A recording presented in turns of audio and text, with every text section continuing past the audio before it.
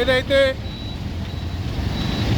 మా యొక్క seed company అయిన సత్యసాయి సీడ్స్ కార్పొరేషన్ మరియు అక్షయ సీడ్స్ కార్పొరేషన్ పైన 2022 మార్చిలో బాల్కొండ పోలీస్ స్టేషన్ పరిధిలో ఇట్వార్పేట్ రైతులచే కంప్లైంట్ ఇప్పించి కేసు చేపించిన ఆనాటి ఎమ్మెల్యే ఆర్మూర్ ఎమ్మెల్యే జీవన్ రెడ్డి మరియు బాల్కొండ మంత్రి గారు ప్రశాంత్ రెడ్డి ఆయన తమ్ముడు అజయ్ రెడ్డి ఖబర్దార్.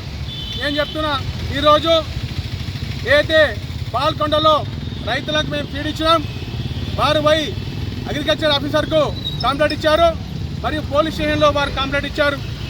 దానికి ఆ యొక్క మండల వ్యవసాయ అధికారి మరియు ఆ పోలీసులు రైతులను పిలిపించి మరియు మమ్మల్ని పిలిపించి మా మధ్యలో ఏదైనా నష్టపరిహారం మాట్లాడాలి తప్ప ఈ రకంగా అక్రమ కేసు బనాయించి ఆ రోజు మమ్మల్ని చాలా ఇబ్బంది గురి చేసినారు. అక్కడ బాల్కొండ పోలీస్ స్టేషన్లో 3 ఎఫ్ఐఆర్ చేసినారు. అదేవిధంగా ఇక్కడ నా గోడౌన్ సీజ్ చేసి మరియు ఇంకో గోడౌన్ సీజ్ చేసి 1,50,00,000 సరుకుని సీజ్ చేయడం జరిగింది. కానీ మేము వెంటనే హైకోర్టులో అప్పీల్కు పోయి హైకోర్టులో ఏదైతే వ్యవసాయ శాఖ అధికారులు సీజ్ చేస్తున్నారో ఆ సీజర్ పంచనామాని కొట్టేస్తూ హైకోర్టులో మా పక్షాన ఆ రోజు ఆర్డర్ ఇవ్వడం జరిగింది.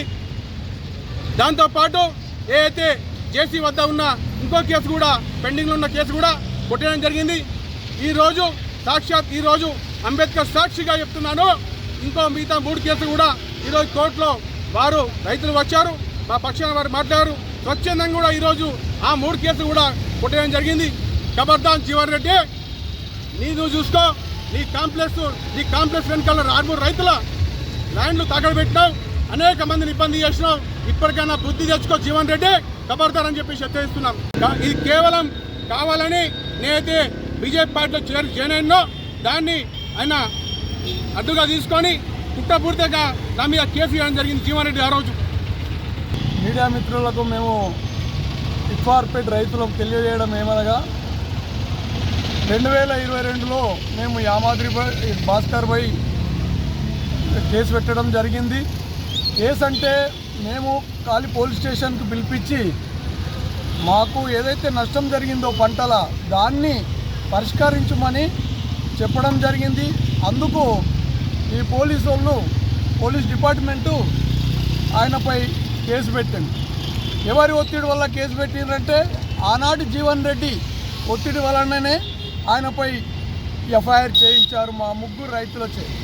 ఎందుకంటే మేము ఈరోజు మీకు చెప్తున్నాం, మేము ఏ రోజైతే కంప్లైంట్ చేస్తామో మీరు వెంటనే ఎఫ్ఐఆర్ చేయిస్తారా, ఏ కేసు అయినా కానీ. మరి ఇది ఎట్లా జరిగింది? అంతేకాకుండా ఈరోజు ఆయనకు ఎంతో నష్టం జరిగింది. ఆ రోజులలో ఆయనకు ఆర్థికంగా మానసికంగా ఎంతో క్షోభకు గురి చేసినటువంటి ఈ జీవన్ రెడ్డి, మేము అదంతా తెలుసుకొని ఇప్పుడున్నటువంటి రైతులము స్వచ్ఛందంగా ఎలాంటి రూపాయి తీసుకోకుండా యామాద్రి భాస్కర్ గారి మీద మేము ఏదైతే 3 కేసులు పెట్టినామో ఆ కేసులని మేము స్వచ్ఛందంగా విత్డ్రా చేసుకొని ఆయనకు మేము సారీ కూడా చెప్తున్నాం. మేము అందరి పక్షాలనే ఈ అంబేద్కర్ సాక్షిగా మేము బీసీ ఎస్సీ ఎస్టీలము అందరం ఒక్కటి అయి ఈ యొక్క అగ్రవర్ణాల యొక్క ఆగడాలను మనం అరికట్టకపోతే మనపై ఈ విధంగా ఎప్పటికీ దాడులు జరుగుతాయని, మన పట్ల ఏదో ఒక రకంగా ఒత్తిడి చేసి మనల్ని ఇబ్బందులకు గురి చేసే పరిస్థితి ఉంటుందని చెప్పి ఇకనైనా మనం బీసీ ఎస్సీ ఎస్టీలము ఒక్కటై మనము వాళ్ళు చేసే కుట్రల్ని పసిగట్టకపోతే మనం వాళ్ళ యొక్క దాడులకు మనము నాశనమయ్యే అవకాశాలు ఉంటాయని కోరుకుంటూ మేము ఈ యామాద్రి భాస్కర్ మీద పెట్టిన ఏదైతే 3 కేసులుంటే ₹1 తీసుకోకుండా మేము స్వచ్ఛందంగా మా కేసులు విత్డ్రా చేసుకోవడం జరిగింది అంబేద్కర్ సాక్షిగా. ఆ రోజు మాకు ఏం జరిగిందంటే మేము ఖాళీ కంప్లైంట్ చేసి యామాద్రి భాస్కర్ గారిని పిలిపించి మాకు న్యాయం చేయమని అన్నాం. అవి తెల్లారి వరకు ఇంక ఎఫ్ఐఆర్ చేసిండ్రు.